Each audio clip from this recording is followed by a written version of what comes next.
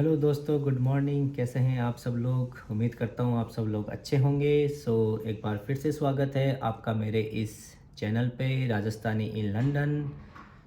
आज के इस वीडियो में हम लोग बात करेंगे कि मेरा लंदन में रहने का मेरा मंथली कितना खर्चा होता है और कितनी मेरी सेविंग होती है। क्या मैं यहाँ रहकर खुश हूँ या नहीं, तो वो सब हम लोग आज इस वीडियो में डिस्कस करेंगे डिटेल में। तो चलो शुरू करते हैं आज का ये वीडियो। सो सबसे पहले अगर मैं अपने इस हाउस के बारे में बताऊं तो ये मेरा शेयरिंग अपार्टमेंट है जिसमें हम 4 लोग शेयर करते हैं। सबका अपना अपना रूम है। हमारा एक लिविंग रूम है यहाँ पे, इसके अलावा किचन है हमारा, और हमारे पास में 2 बाथरूम्स हैं। तो किचन है वो सब लोग शेयर करते हैं, और किचन में हमारे पास 2 फ्रिज हैं, हमारे पास में वॉशिंग मशीन है, ड्रायर है। तो वो सारी फैसिलिटी है, मोस्टली यहाँ सब घरों में होती है वो। तो मेरे जो रेंट की बात करूँ तो मेरा यहाँ पे जो रेंट है वो है 650 पाउंड। मतलब इंडिया के अगर बात करें तो 65,000 रुपये मेरा रेंट है। बट मेरे इस रेंट में मेरा सब कुछ इंक्लूड है। मेरी इलेक्ट्रिसिटी, मेरी वाटर सप्लाई, मेरा गैस, इवन मेरा वाईफाई, काउंसिल टैक्स, सब इंक्लूड है। मेरे यहाँ पे क्लीनर भी आता है, वीक में 3 बार आता है वो यहाँ पे क्लीनिंग के लिए। इसके अलावा लॉन्ड्री भी फ्री है। तो ये मेरा यहाँ का रेंट का हो गया। तो ये कोई कंपलसरी नहीं है कि आपको हर हाउस में ये चीज़ मिले, बट जहाँ अभी मैं हूँ वहाँ ऐसा ही है। जहाँ मैं पहले रहता था वहाँ मैं काउंसिल टैक्स और मेरा वाटर सप्लाई, इलेक्ट्रिसिटी का अलग से पे करता था। तो ये डिपेंड करता है कि आपको कैसा अकोमोडेशन मिलता है, कौन से एरिया में है। क्योंकि लंदन में क्या है कि ये 5 जोन्स में डिवाइड होता है। तो जैसे जैसे आप सेंट्रल से दूर आते रहते हो आपका रेंट कम होता रहता है। सेंट्रल तो हो गया, वो जोन 1 हो गया, वहाँ का रेंट है वो बहुत ज़्यादा है। तो मैं जो अभी हूँ मैं जोन 3 के अंदर हूँ। तो मेरे यहाँ से सेंट्रल कोई दूर नहीं है। अगर मैं यहाँ से बस लेता हूँ तो मेरे को लगते हैं 50 to 45 मिनट्स लगते हैं बाई बस। अगर मैं ट्यूब या जिसको ट्रेन बोलते हैं हम लोग, मेट्रो बोलते हैं, अगर वो यहाँ से लेता हूँ तो 25-30 मिनट्स लगते हैं मेरे को सेंट्रल लंदन में जाने के लिए। तो कोई दूर नहीं है। तो जब आपका मन करे जाके आ सकते हो आप लोग वीकेंड पे। तो और अगर आप जोन 5 में जाते हो तो आपको इससे भी कम रेंट मिलेगा। तो ये हो गया मेरा रेंट। उसके अलावा मैं बात करूँ तो मैं, क्योंकि कभी कभी मेरा वाईफाई काफ़ी स्लो होता है तो मैं इंटरनेट के लिए अलग से पे करता हूँ। मेरे पास अनलिमिटेड इंटरनेट है तो उसका मैं 25 पाउंड एवरी मंथ पे करता हूँ। और उसके अलावा ट्रांसपोर्टेशन की बात करूँ, वैसे मेरा हॉस्पिटल है वो 5 मिनट्स की वॉक पे ही है। बट मैं फिर भी, आप लंदन में हो तो आपका मन करता है घूमने फिरने का भी, तो आप मान के चलो कि 30 to 50 पाउंड मेरा मंथली ट्रांसपोर्टेशन का लगता है। उसके अलावा मेरी ग्रोसरीज़ की बात करूँ तो 100 to 150 मैक्स टू मैक्स है मेरी ग्रोसरी मंथली। 150 से ज़्यादा मैं अभी तक कभी लगा नहीं मेरा, जिसमें मैं अच्छा खाता हूँ आराम से सब कुछ। कभी बाहर भी खा के आता हूँ, खुद का भी बनाता हूँ। और मतलब ये 150 तो मैक्सिमम है। कई बार तो मेरा 100 से लेस देन में भी काम चल जाता है।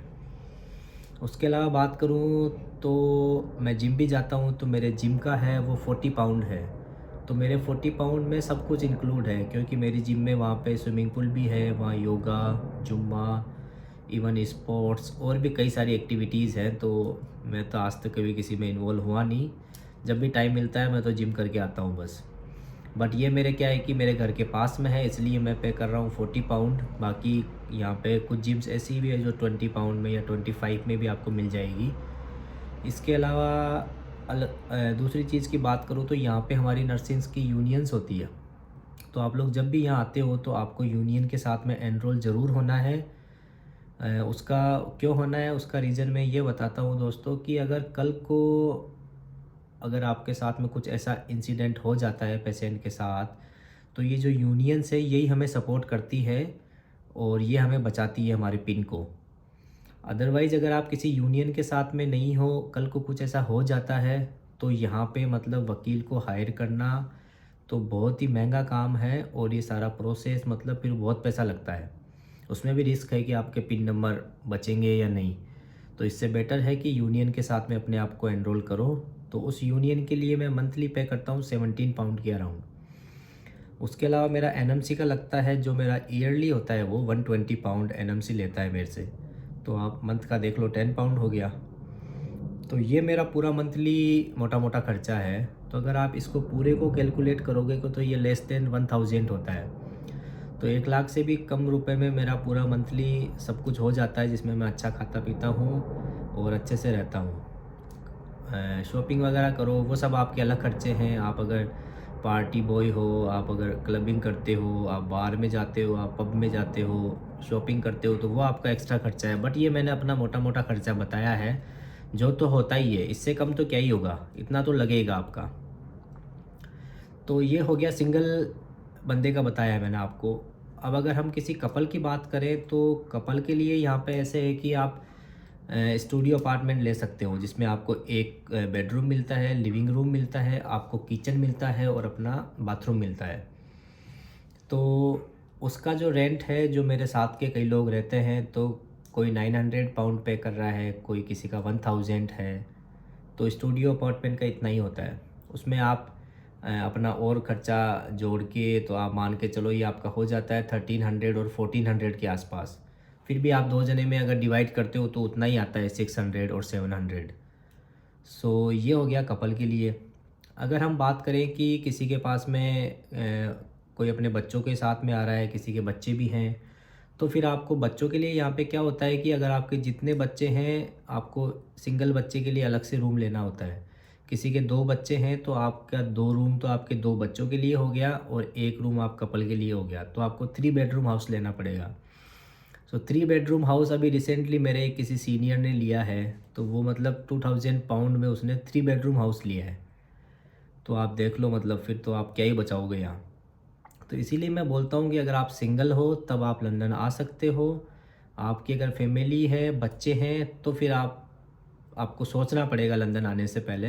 वो डिपेंड करेगा अब आप क्या चाहते हो, आपकी क्या रिक्वायरमेंट है, क्या आपका इंटरेस्ट है।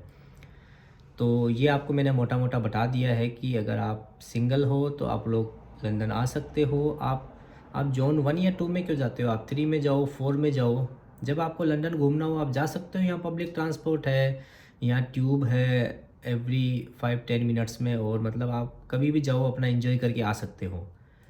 तो उम्मीद करता हूँ कि आज का ये वीडियो देख के आप लोगों के डाउट्स क्लियर हुए होंगे कि कितना क्या खर्चा है, क्या आप सोच के आओ इंडिया से। और सेविंग की बात करूँ तो जैसे मेरी मंथली जो सैलरी आती है वो कभी मेरी 2400 आती है, कभी 2500 आती है। वो डिपेंड करता है आपने कितनी नाइट्स की है, कितने आपके वीकेंड हुए हैं, तो उसके अकॉर्डिंग वो थोड़ा बहुत चेंजेस आता है। तो आप देख लो कि अगर मैं 2500 अगर मान के चलूँ मेरी सैलरी, तो उसमें से अगर 1000 में अगर मेरा ख़र्चा है, तो फिर भी मैं 1500 बचा रहा हूँ, सेव कर रहा हूँ। तो ये अच्छी सेविंग है। तो इसमें आपको 3 दिन ही काम करना पड़ता है, सबसे बड़ी बात तो ये है। 4 दिन तो फिर भी आप मज़े ही कर रहे हो, जिसमें आपको इतना अगर आप 1500 बचा रहे हो महीने के, तो ये मैं तो एक अच्छा समझता हूँ अपने आप में। बाकी आप लोगों के ऊपर है, तो आप लोग देखो अब आपको कहाँ लंदन आना है, कि आपको कंट्री साइड में जाना है, कि किसी दूसरी सिटी में जाना है। तो उम्मीद करता हूँ ये वीडियो देख के आप लोगों को थोड़ा बहुत आइडिया लगा होगा कि क्या आपके लिए सही है। तो अगर आपको ये मेरा वीडियो अच्छा लगा हो तो प्लीज़ इसको लाइक करें, मेरे चैनल को सब्सक्राइब करें, अपने दोस्तों के साथ में शेयर करें। और इस वीडियो से रिलेटेड अगर आपके कोई डाउट्स हैं तो आप मुझे कमेंट करें। मैं अपने इंस्टा आईडी मेंशन करता हूँ, आप लोग मुझे वहाँ मैसेज करें, मैं आप लोगों को रिप्लाई करूँगा। तो चलो मिलते हैं एक और नेक्स्ट वीडियो के साथ में। Thank you so much.